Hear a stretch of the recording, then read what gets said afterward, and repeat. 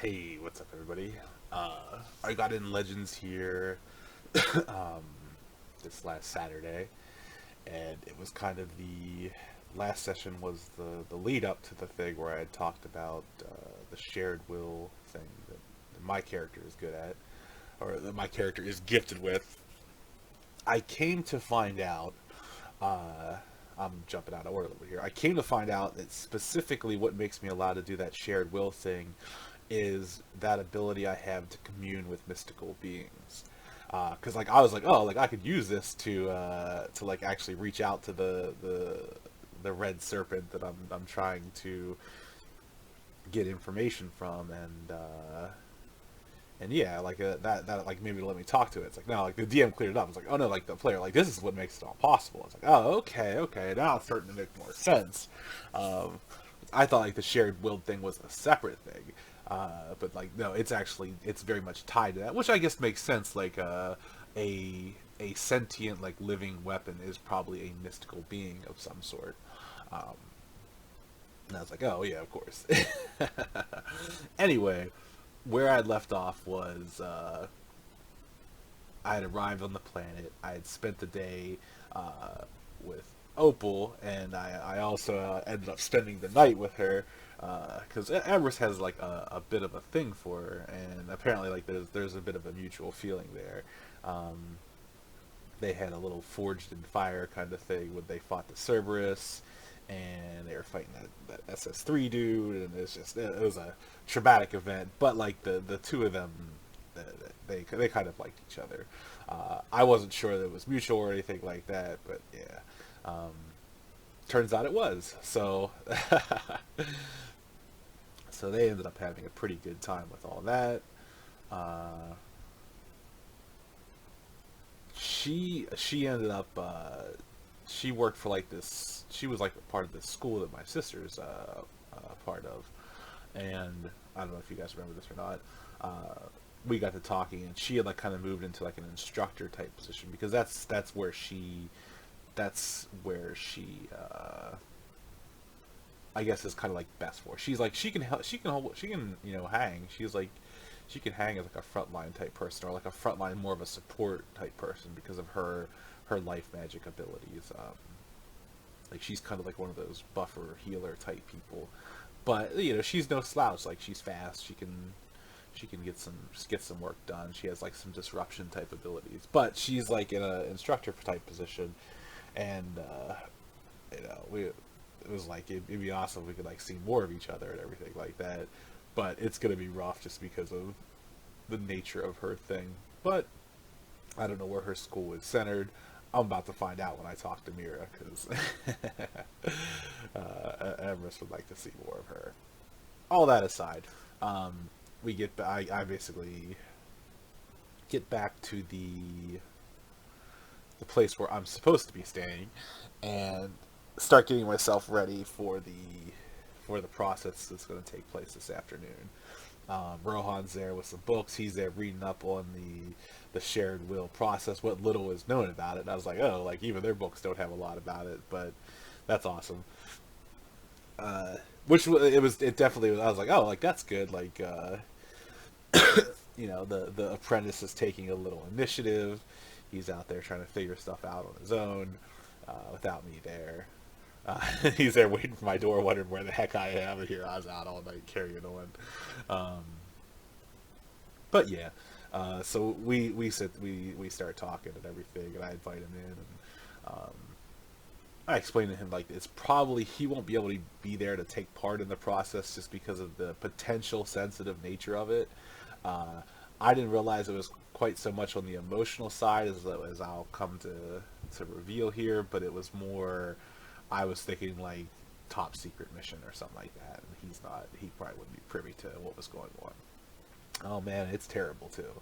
Uh, so I basically send him to go find Saya, form up girl, and I was like, well, I'm gonna see if she wants to come too. She doesn't have to if she wants to basically like live it up or sleep in or do whatever. Like she's welcome to.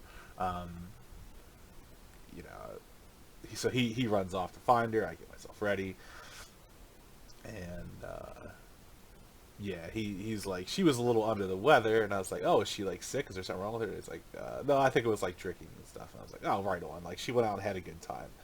I don't care. Like I'm not like that. I'm not like that kind of instructor person. Like where if you're on vacation and you go a little over your limit, it's whatever. As long as you don't like do anything terrible, like that reflects poorly on me while we're here, that's fine. Like I don't care.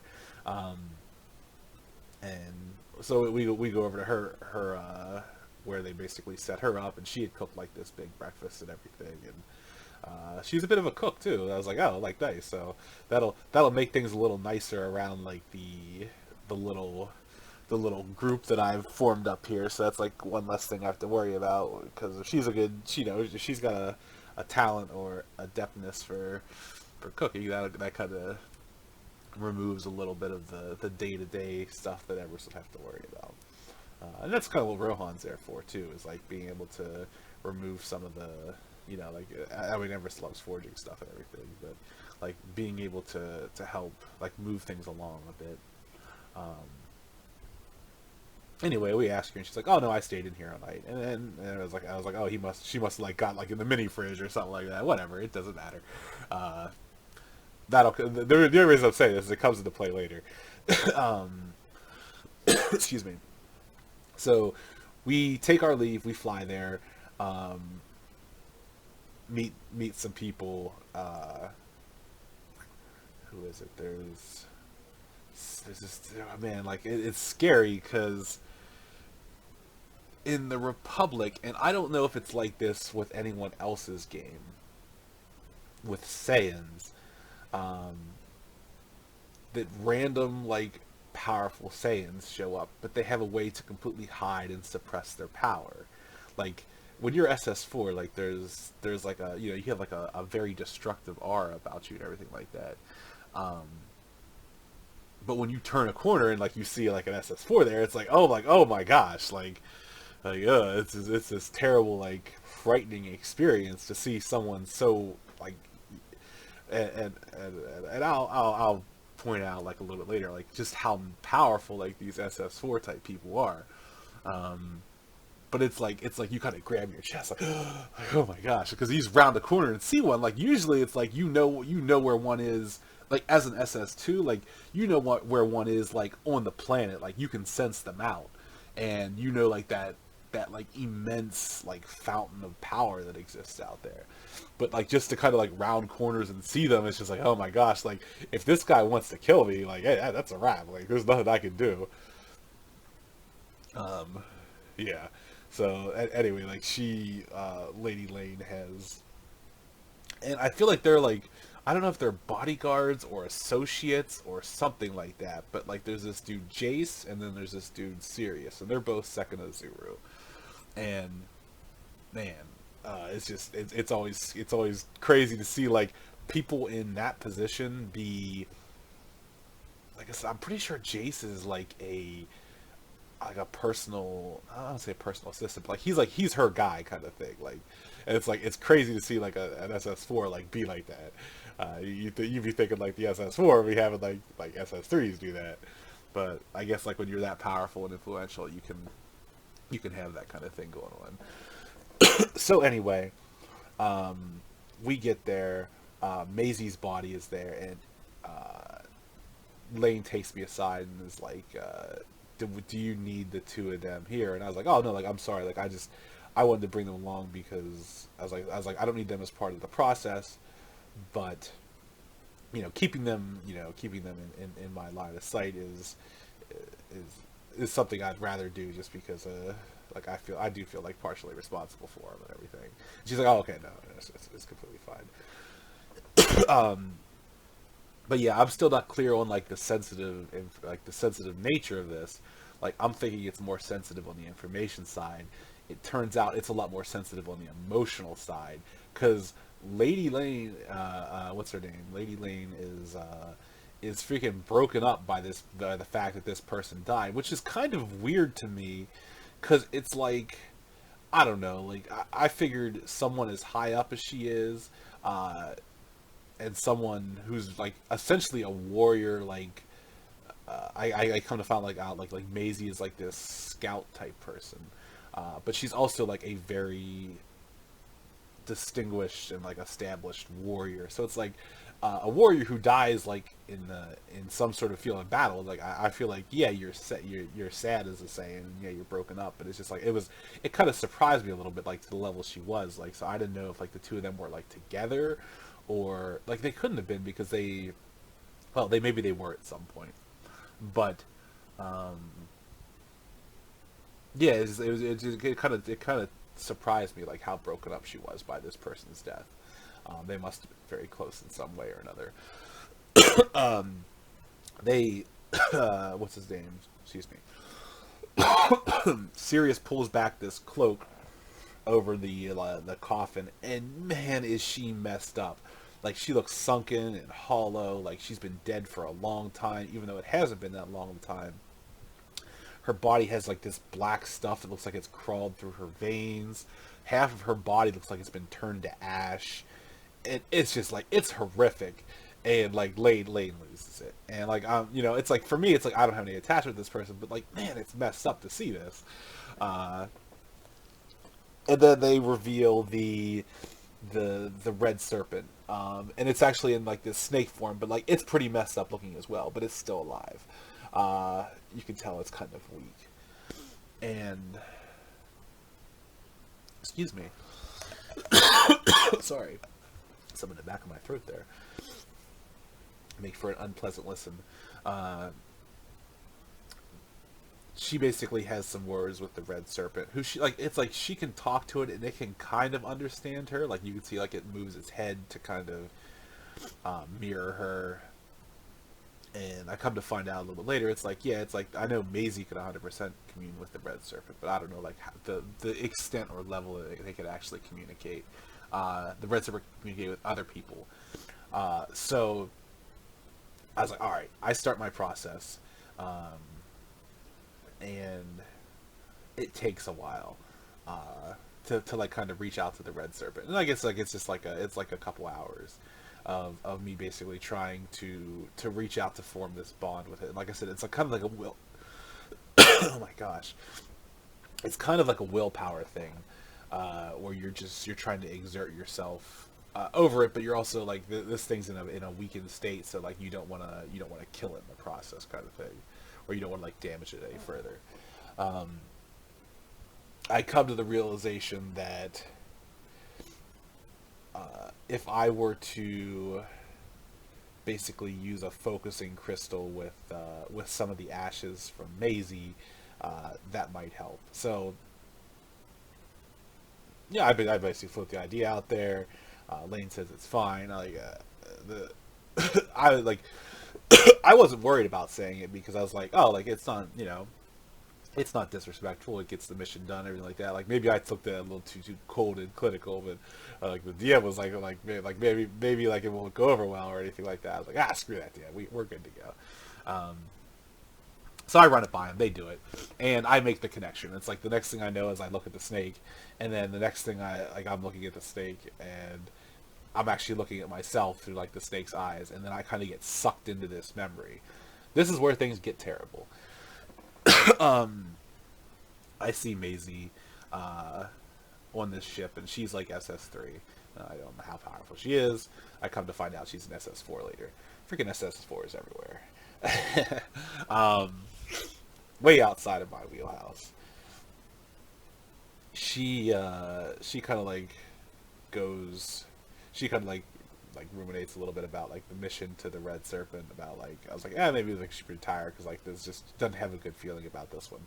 She's been sent to this system where it's gone completely dark, and that basically she's like kind of like a scout like type person where she can infiltrate and stuff like that. As we come to find out, to see what's going on. So she takes out of the ship, flies. The next thing I know, she's Super Saiyan 4. Like, it was kind of like some memory jumps. And she, like, basically starts out in this place, like what's the equivalent of, like, Pluto, and then flies inward to the system to, I guess, one of the more populated planets. And she gets there, and it's just utterly destroyed. Like the cities, like there's cities that are razed. There's bodies strewn everywhere. They all have like that effect that looked like what I described Maisie's body, only less charred. Like they had like the black veins, the sunken eyes, the almost decayed skin and everything like that. And like there's parts where there's just like piles of bodies. Like it's like a hellscape kind of thing. And Maisie has like this like cloak, not like a cloak like she puts over her back, but like she like has this effect where I think it like conceals her in some way. Um, she's out there checking things out, and there's this flash of light behind her, like this red flash, and then there's this cloak dude, and it's more like there's a black cloak hanging over something that might be a humanoid figure underneath it, and this black skeletal hand reaches out of it and starts shooting these black chains out everywhere, and I think like from an outside the character perspective, I understand that these chains basically attack your soul rather than your body so much, and like each attack that's landed like basically kills you, not kills you like all outright, but it's like it's in the process of killing you. So there's a fight, there's a battle between one of these things, and oh my gosh, like she's like first of all she's going up against like this thing's going up against Super Saiyan 4, and it's holding its own with just like this ranged attack, and she's using the serpent to kind of defend herself, like making this like whirlwind of like this more like not a whirlwind, like more like a defense matrix with the serpent, like where it's like she's spinning it around rapidly and like it's deflecting all these chains that are coming at her. So she takes off up into the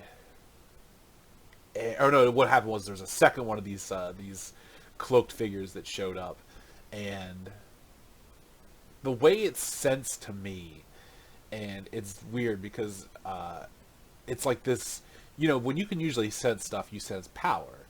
The way these sense, it's like it triggers a different sense where it's just like a dark, malevolent, ominous, evil, like bad, like everything that you could associate with bad. Like it senses different than powerful. And the only time I've ever experienced this before in my character's life is when I had to find the Cerberus, or when I had to fight the Cerberus. And I could sense the Cerberus a planet away, this malevolent force that was out there, and it was a beast of the underworld. So I'm thinking, now here's the thing, they sense differently. Like these skeletal figures, but like they had that like I said, the DM said that they did sense different, like the Cerberus thing, but I don't know if it's, but they still had like it was different but the same. It's kind of hard to describe. Like that level of malevolence and stuff like that, like being able to sense like pure malevolence, I don't think is a thing that we can normally do. Like I can't look at a Saiyan and be like, oh, that's one malevolent Saiyan. No, like there's something about these things that sense differently. So like they're similar, but like they weren't the same. So I don't know if they were actually infernal or not. Outside the game, out of character, I think they are. Like I think, oh, it's a black skeletal hand. Like these are probably like some sort of agent of the underworld of some sort, and they're out here killing planets of people and like wiping out systems. Which Nexus, you got to get on that, man. Like I don't know what's going on here or anything like that with the order, with the system. But yeah, we need you to show up here because Super Saiyan 2 Everest isn't ready to like take on these things that are like boxing Super Saiyan 4s. If you can come down here and clean up whatever mess is spilled out into the living realm, that'd be awesome. Um, hey, buddy. So yeah, she's fighting, and the second one shows up, and it gets some attacks in. Like you can start to see like the effect starting to take place, like the black their veins, like it's sapping her, and she takes off into space very fast. They get into space, and there's the two of them basically come together, and this mist comes out, and they form this thing that looks like a combination of, DM described it as like almost like a combination of Hulk and Lobo. Like Lobo's kind of appearance, the pale skin, the red eyes, and everything, but like Hulk's physique.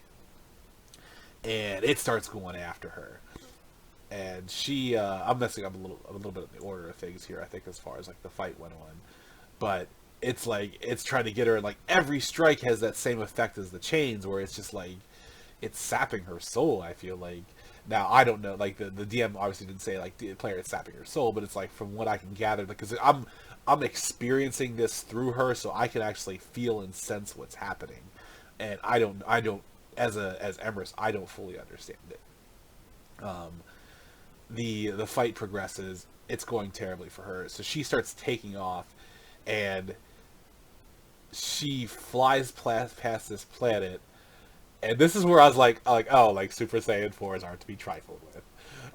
If you were, she throws the red serpent back towards it. Now, not throws the whole thing, but like whips it back towards it. The red serpent extends hundreds of millions of miles, wraps itself around the planet, and this energy goes through it. She rips the planet out of orbit and flings it back at her pursuers. Charged up with this energy. Now I don't know. It's not like it wasn't like the biggest planet necessarily like that. She still ripped the planet out of orbit here. Like let's not kid ourselves.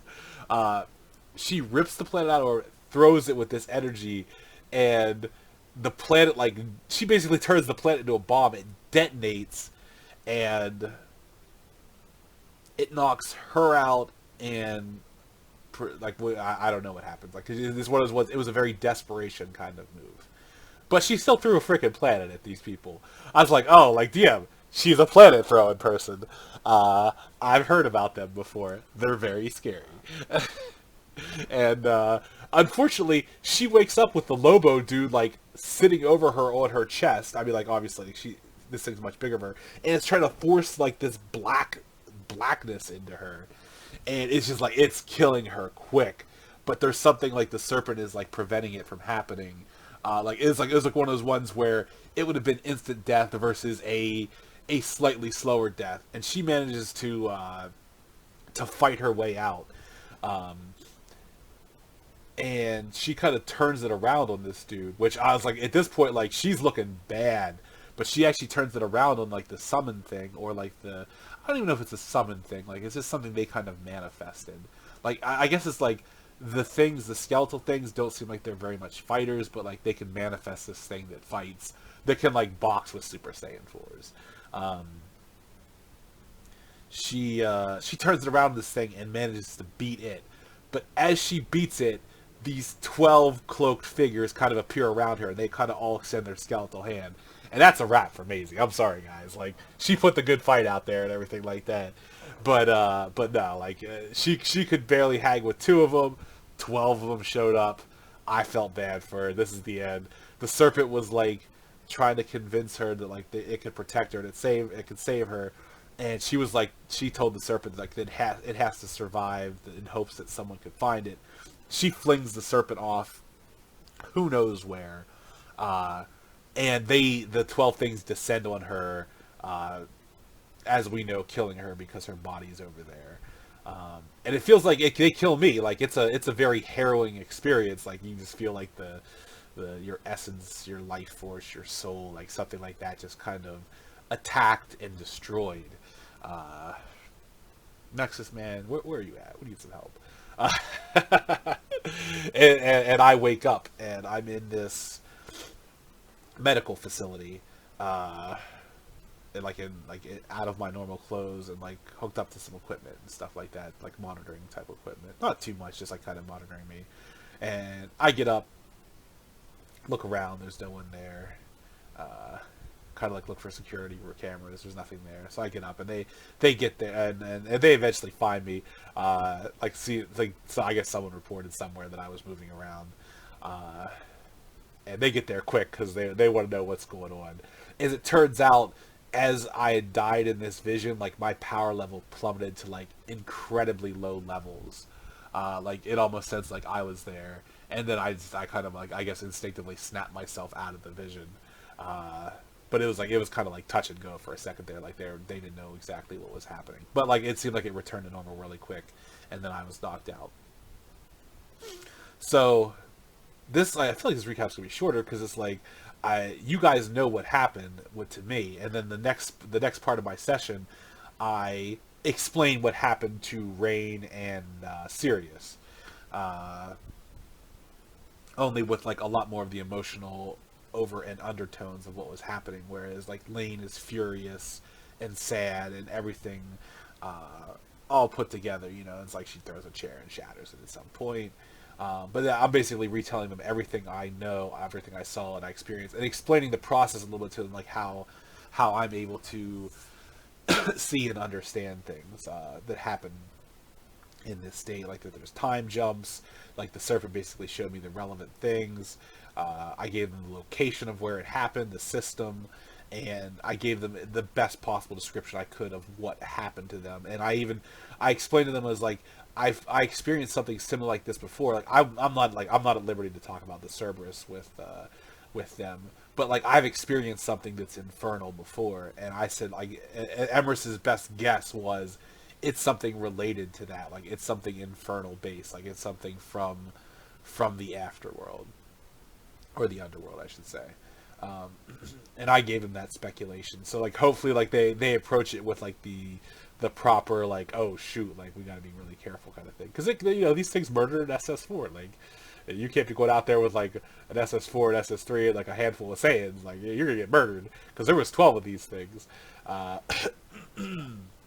So that actually took up a good bit of time, and that was where I went on pause. Is Lady Lane like kind of extended her gratitude to me and says I'll be compensated. And it's just like I can't turn down like the generosity or anything like that. And she's like, you know, I and most of all, like I owe you one. And I'm kind of at a like no like it's okay, like I understand, we don't have to, you know, I know you're good, I know you're good on your word, you know, you take your time to absorb this and grieve the loss of your and mourn the loss of your friend. So that's where I ended up, and I guess the DM kind of shifted me where I make it back to my planet. Like there's a, you know, there's like about a day trip there, or a couple hour trip. No, about a day trip, I think, to get back there. But like that'll be kind of going through the process. I said there is one thing I want to address with Sai that I didn't get to earlier, is the Super Saiyan 4 dude. I think Sirius was like, he saw her at a bar and he's like, oh, I remember you. He's like, I'm good with faces. And she's like, no, I wasn't there. And I think she was lying to him. And I was like, I gotta have a little talk with her about like, listen, like this whole like master apprentice relationship is like, it's gonna be built on some trust here and stuff like that. Like I want to be able to trust you, but also you don't lie to a Super Saiyan 4 like that, because they get mad, like because she kind of called him out. He's like, no, you didn't see me. It's like, I feel like if that's like a PC relationship, and that Super Saiyan 4 doesn't like you, it's like, oh really, you're calling me a liar now, are you? And then it's a wrap for you. So yeah, we need to like put a little fear of God in that poor woman, because she doesn't, she has that NPC attitude. She needs that PC attitude if she wants to survive. But that was my Legend session. I feel like it's funny. Like last time, less happened and it was a longer recap. Whereas like this time, like more happened, but it was just like because the second part was like a recap of the recap, they got cut out. But yeah, it was awesome. It's terrifying because of the stuff that's out there. There's Super Saiyan 4 like infernal creatures out there that are killing entire systems, and I'm gonna put up like the Nexus signal in the sky. Crank the light up, and put it up there. Like, Nexus, we need you. Quit whatever you're doing and come down here and save us. Alright, but yeah, that was the session. I'll catch you guys later.